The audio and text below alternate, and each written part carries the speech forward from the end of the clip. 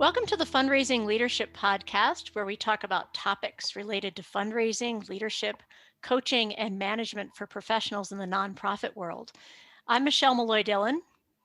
And I'm David Langiulli. And Michelle, we have a wonderful guest today, Amy Varga from the Pacific Northwest. And Amy does a lot of work like we do. She works with leaders in the nonprofit world. She does fundraising training and facilitation and coaching. And she's been at this for, wow, more than 20 years and really making a difference with folks in the nonprofit world, helping nonprofits raise money. And she wrote a brilliant article for us for the Fundraising Leadership blog about health and wellness. So let's dive in. Yeah, Amy, you wrote this wonderful blog about rest and renewal, and it's part of our work too. And I know that I'm finding with so many of my coaching clients right now, especially with being in COVID now for almost a year, that there's this very much a renewed sense of I need to take care of myself in deeper and more conscious ways. And so tell us what you're noticing out there and why you decided to write the blog. Well, I think, first of all, thank you for having me. I love your podcast and all your work that you do in the community and nationally. So having me, it's a real treat to both of you. I think like we have to do work, you asked, what am I seeing out there that inspired me to write this piece about rest and renewal? And I don't know about you, but for me, it's usually not the stuff out there that inspires me. It's the stuff in here. It's the stuff that I'm also wrestling with. And so, for me, yes, every leader that I've ever coached, over the last 10 years that I've been doing this, struggles with work boundaries and finding time to take care of themselves and have that space for reflection. It's definitely hit epic levels, in the last year. But the real reason that I wrote this was because I needed to hear it. Depending on, who you are and what your circumstance is right now or over the past year, you're juggling different things. Everybody's having their own version of COVID pandemic, challenges. Mine look like I have two young children. So I have a first grader and a fourth grader who've been home and learning online at our kitchen table and are still doing that. And we're their teacher right now. I'm, juggling a very demanding practice. There's, more than just me in the Varga Group. And so we have, a team that I'm managing and working with our clients who are in lots of stressful situations of navigating their businesses. And I sit on boards still, so I'm working in that way. And, I also have a parent who's dealing with a serious medical issue. And so all of that, is going on for me personally. I see the same kinds of things and different combinations of things for leaders, but it was a really personal thing that I needed to remind myself about in this time. And so that's really what inspired me to write it. Yeah, I love what you're saying because it does help us to write it down, to express. I've been journaling more and more right now, just as a way to sort of get it out there, put it on a piece of paper in order to kind of see it a little bit differently or to let it go. Yeah. And there's such value in practicing that. It's a practice, like you say. Sure. Yeah. I find the most powerful question that I ask other folks, other leaders, and myself when it comes to this is, what advice do I need to give myself right now? Because really we are our best, sort of wisdom inside of us is when we ask that. And so often I know I read a lot of books and I look at a lot of podcasts or listen to a lot of podcasts and Google things, but really when I just take a minute to do that rest piece and ask myself that question around, Amy, what do you need right now? Sometimes it's just a nap, Amy. Yeah, I know you were framing rest in a different context in your great article where you need rest also. But what I'm appreciating about being on lockdown and working from home is, and especially since I've had some health issues during this period, is a nap. Well, a nap is actually in that article. So, okay, good. David, you know what it can look like? It can look like a nap. It can look like, here's something I do. I scroll Instagram and look at pictures of Montana, because that's a form of rest, right? You can read, you can watch The Bachelor, or whatever, fill in your blank crappy TV show you like. Burn Notice. I'm watching Burn Notice right now. There you go, right? You can take an online class. We started making bread because we took a class online and learned about that. My personal favorite way that I renew, besides all this other stuff that we just listed, which is, I think, valid, I'd throw in eating something yummy, getting takeout from your favorite place, etc. It's all to that. But for me, my most consistent, way that I renew is I take long walks. Those were important to me before this lockdown stuff, but it's been literally my sanity, going out with my dog for 3 to 5 miles and just being alone outside. Sometimes I listen to music that I haven't heard since high school because, that's sort of fun. And sometimes I listen to a podcast, and sometimes I listen to nothing other than just what's around me. But that's what I do, in addition to all the other silly, fun stuff that's not so silly and really important. One of the key things that I'm really noticing in what you're saying, Amy, is this sort of new awareness, or this consciousness that we all need to have an awareness, like, what do I need right now for this moment or for this day? And sometimes it can be, I'm going to take a few deep breaths and just center myself for a moment. Sometimes it can be, I need a 30-minute nap. Sometimes it means I go out for a long walk. Like, it on different days, it means some different things. But what I'm noticing is there's more need for me on a personal level to tune in with myself. It just feels like sort of the old world was, I can work real hard and then the weekend happens and then I kind of let loose, or whatever that is. It just feels like more of a daily balance now, because there's not those separations as much. Work and home, family and work, all these other kind of multi-dimensional things that we're all handling.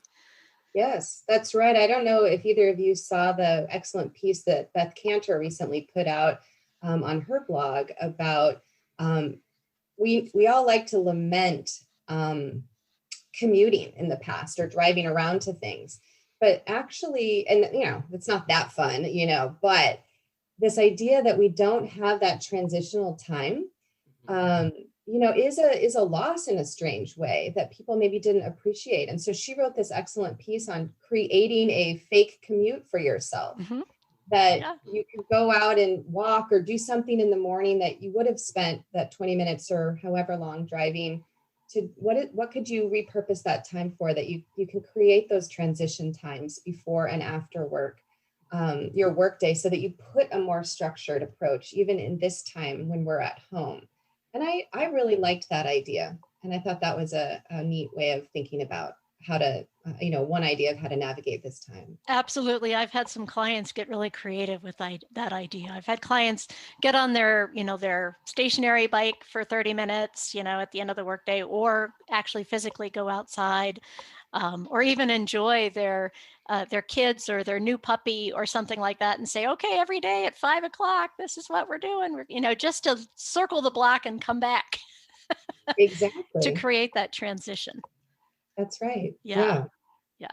I know my husband got really into cooking. So his transition became just cooking a real creative meal with whatever ingredients we had at the time. And so that's been his way of transitioning. Yeah. I think that while I think this is showing up in a particular way, in this time that we're in, this idea that, self-care as a wellness activity is great. But I think there's also another piece, which is around having white space, in your day and in your mind and in your life is critical for leaders to be able to think and reflect.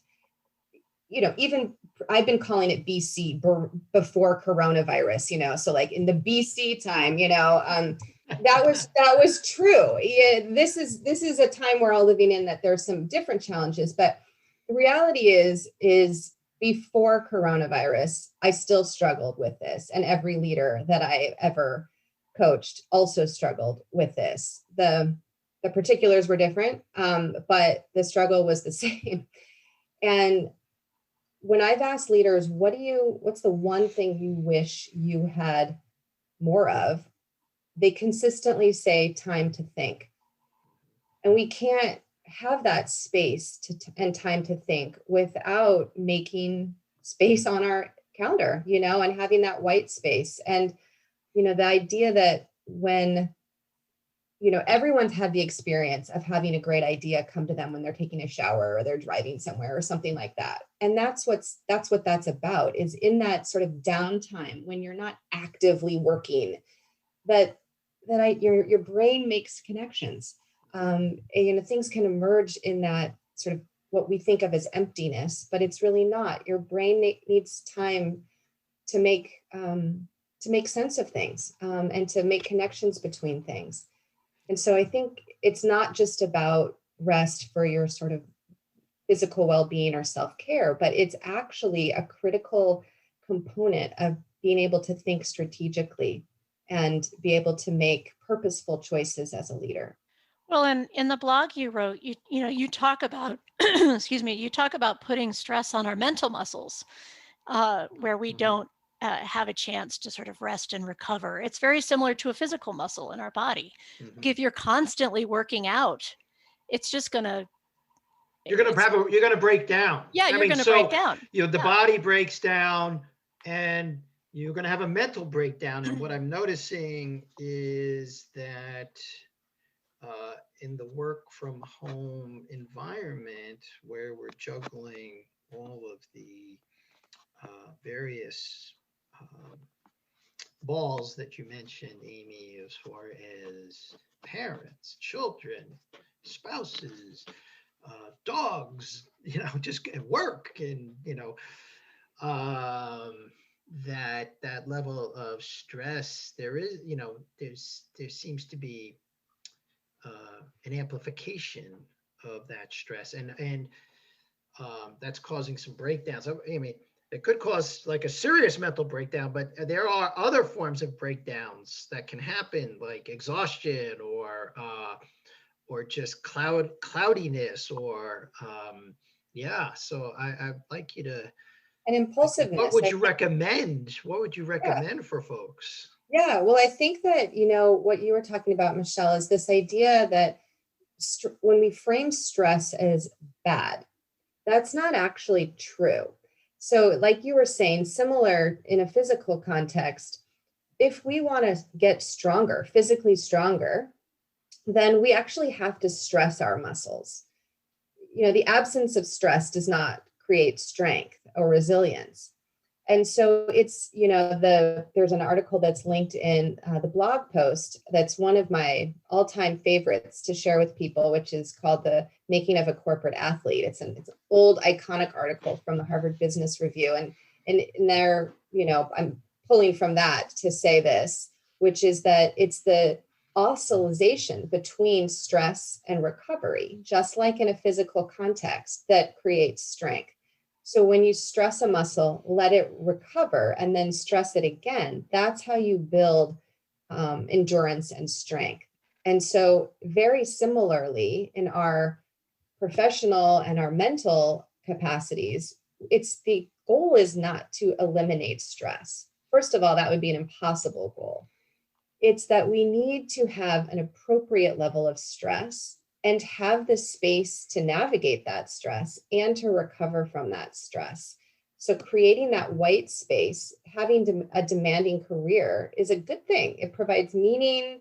It invites you to meet the moment and to deliver and all of those things. It's just that we then also have to have time to recover and rest so that we can get up and do it again, so to speak. And what I see most leaders struggling with is that they don't have that rest. It's just constant stress.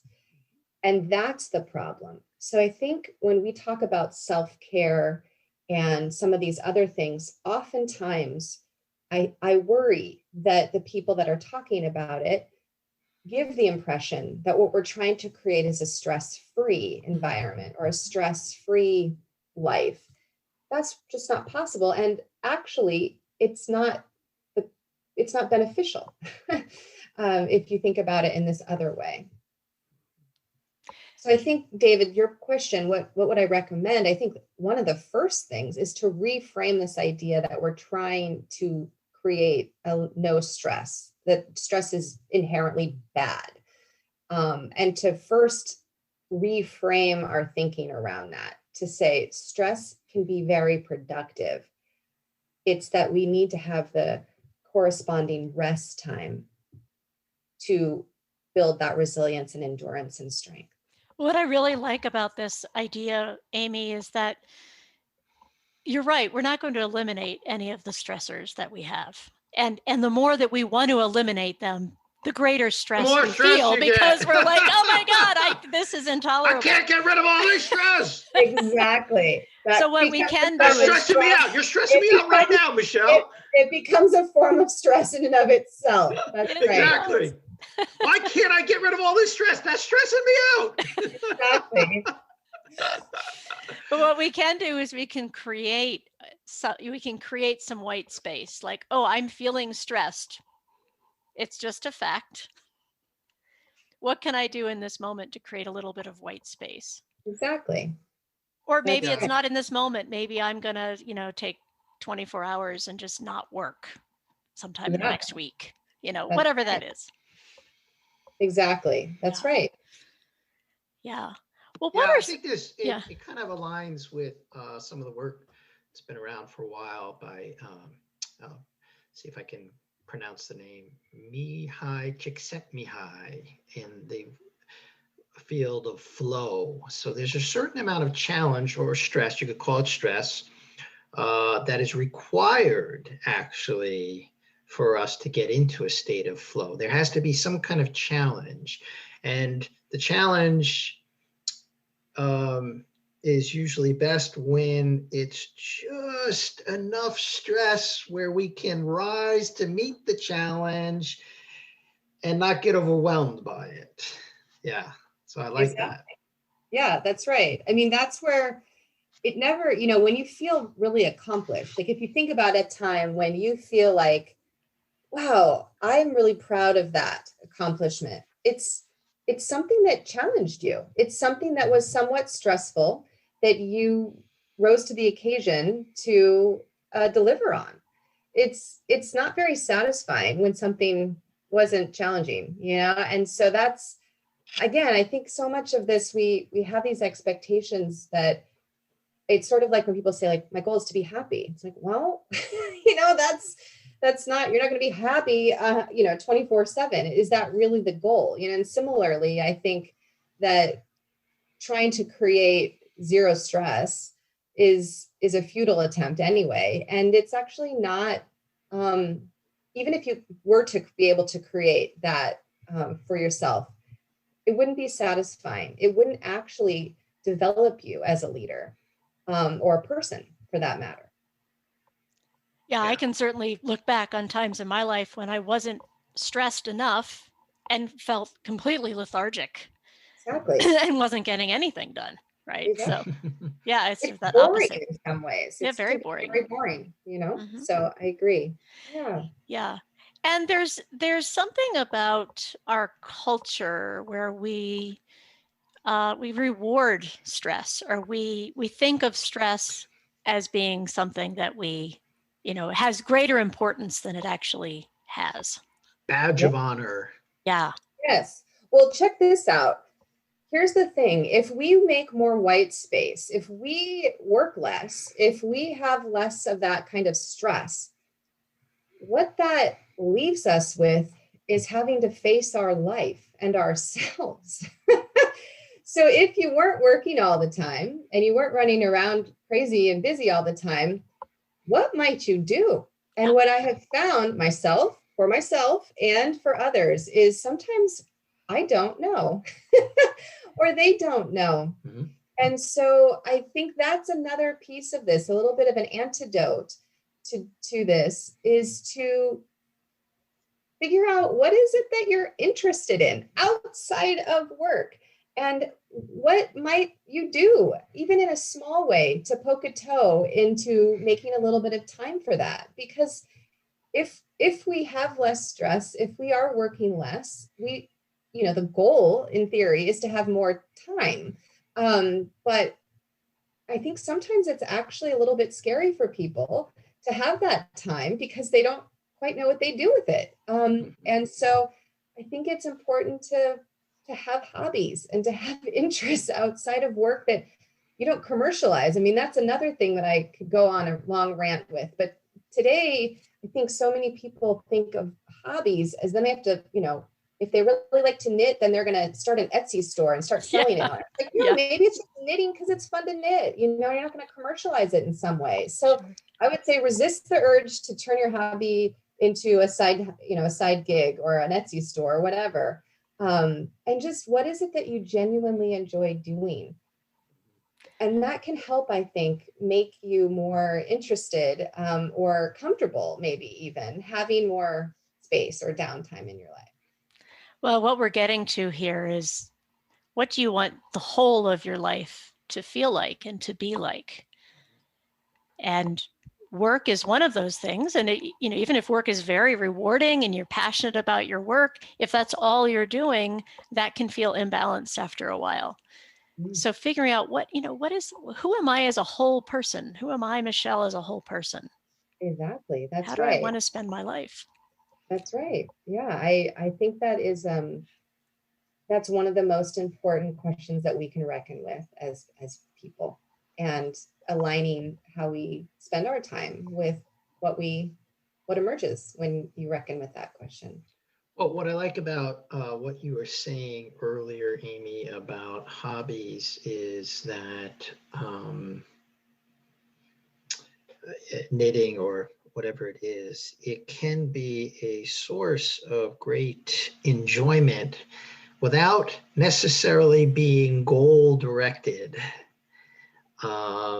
Exactly. Like what I like about something that has nothing to do with anything is you can get creative with it. That's right. And take risks and fail and try stuff. Like I'm mindful, Michelle, you were saying Jean is been experimenting with cooking. Mm-hmm. And it's something that's near and dear to my own heart. Every now and then I whip something up and it's a complete flop. But you go for it, it's like, okay, that one didn't work. And thankfully I've got an indulgent wife and children who eat my flops. Exactly. And that's part of what makes it fun. It becomes a story, right? I mean, it becomes a story. And those are memories. That's living. And that's, I think, what the goal is here. And as leaders, we have a big influence over on the folks that we're leading.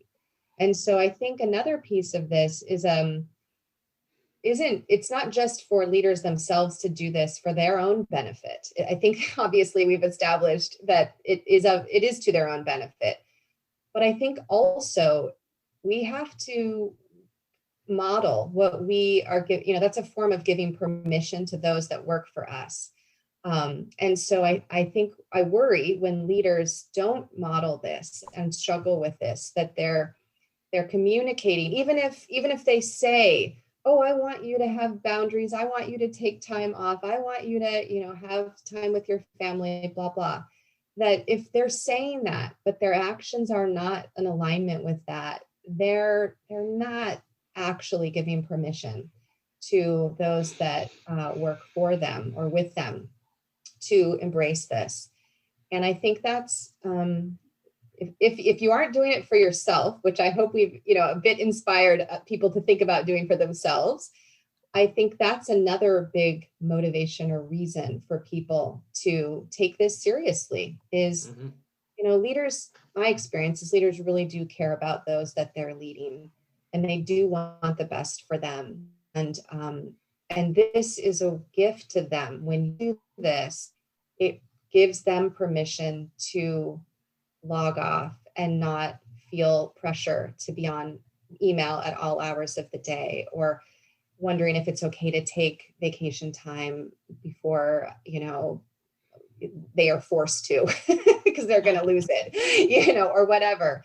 So I think that's another big piece of this for leaders in particular, is that it's a way of modeling and giving permission to those that are in their organizations. It's very important, I think, from that perspective as well. Yeah, absolutely. And, in your blog, Amy, you talk about a few different ways that we can all sort of create some white space or some rest in our world.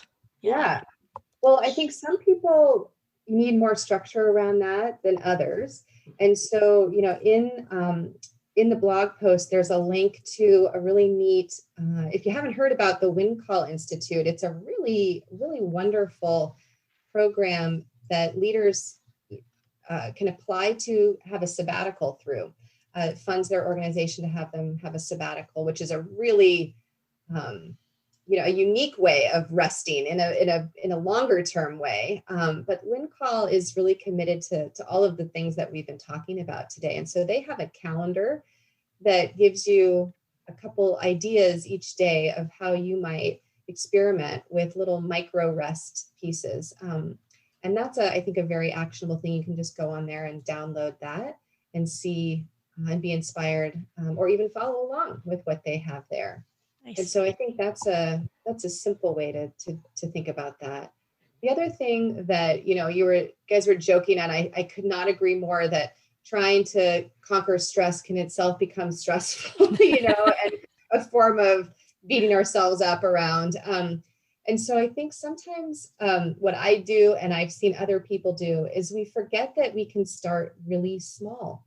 Sometimes we think, okay, I'm gonna take this rest thing more seriously. I'm going to, get a bullet journal, and I'm going to write down these 5 habits that I'm going to track. I'm going to drink water. I'm going to walk 5 miles a day. I'm going to do my Peloton 3 days a week, and on, right? And then that becomes a form of stress. And maybe that works for you, or maybe that's where you're at. But more often than not, we start that, especially now, I'm thinking about, we're in February now, and people do a lot of that kind of, New Year's resolution-y kind of stuff. And then it falls off. And that's typically how that works.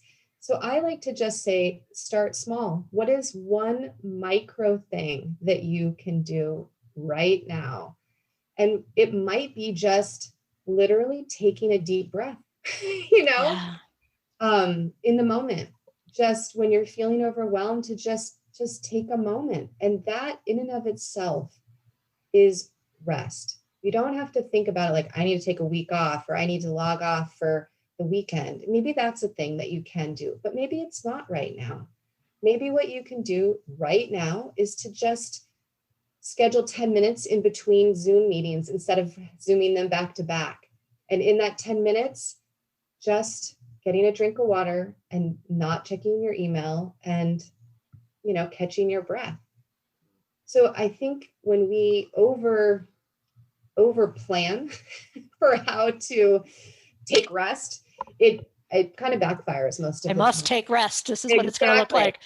Right. And then I think the other thing, and David, this is something I've seen you talk about in other, in your work, but along these same lines of kind of giving ourselves a break and having these micro moments of rest. Start there if that's, where you're at, which it's where most of us are, to be honest, is this idea of having compassion for ourselves.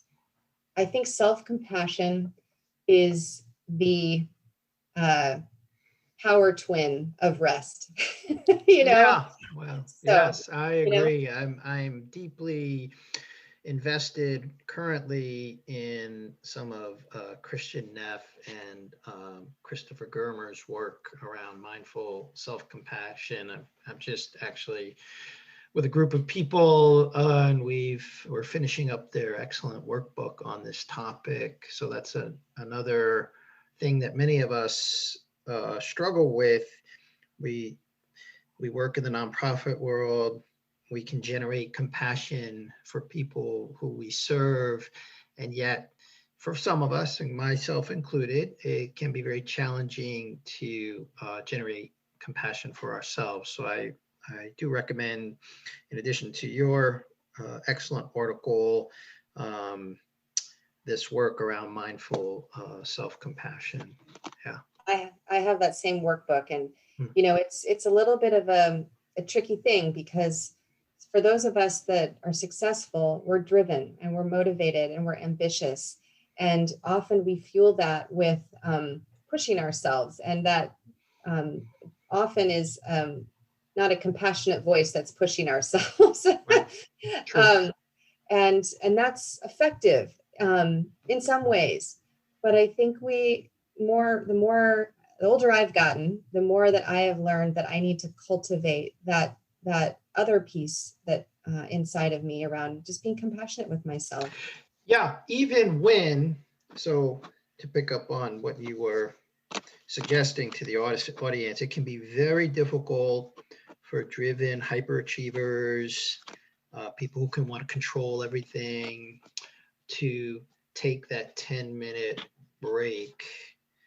So even when you're noticing that it's difficult for you, me, anybody in the audience, to just, the restlessness comes in, give yourself a break around that. Exactly. The fact that it's just hard for me. It's hard for me to take a break right now. This is a growth edge for me. And other people have similar difficulties taking breaks. I'm not alone in this. So this is the work of Kristen Neff. Yeah, exactly. And that's right. And so that's the conversation just personally that I have with myself every day. It is hard for me to take breaks. It is hard for me to rest. I have a quote I can see right off this camera here that we're talking on that says, "Nothing is harder than doing nothing." And it's really hard for me, and it's it can be confusing for other people. My husband, he's like, I can do nothing all dang day, and that's, he's the king of nothing and you're the queen of everything. right. What a great couple. Exactly. So I don't want to give the wrong impression. He's not a sloth doing nothing around the house. That would be completely inaccurate and unfair. But so if there's a person in your life that is actually a master at being able to turn off work and put those boundaries, that's actually a person that can be super helpful to you as a partner. For him, he's hyper focused when he's doing work, and he's committed and doing all of that. However, he's able to turn it off, and that's a real struggle for me. And so he's, actually, I will say maybe last week sometime, I was in our room. I normally leave my phone downstairs. I think that's another tip, is leave your phone outside of your bedroom and don't bring it in there, your computer, whatever. And I almost never do that. But for whatever reason, I was doing work on my phone in our room, in my bed at night. I mean, like the worst of all things. Breaking all the rules.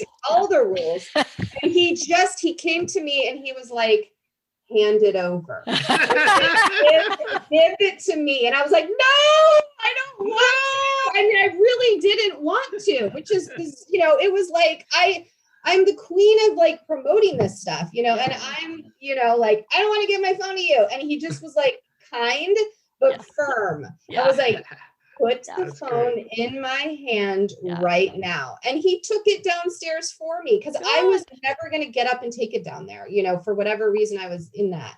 That's space. why this is a practice. We have covered a ton of ground, a lot of things for folks to think about and read about in your excellent article with some great links. Of all the things we discussed, what's the one thing you want to challenge the audience to put into practice?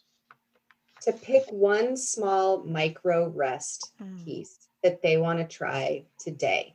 Excellent. So not tomorrow, not next week, but today, just one small thing, whether that's just stopping to take a breath between meetings, or even right now when you're listening, just take a deep breath that's not, in your throat, but down in your tummy, that deep breath.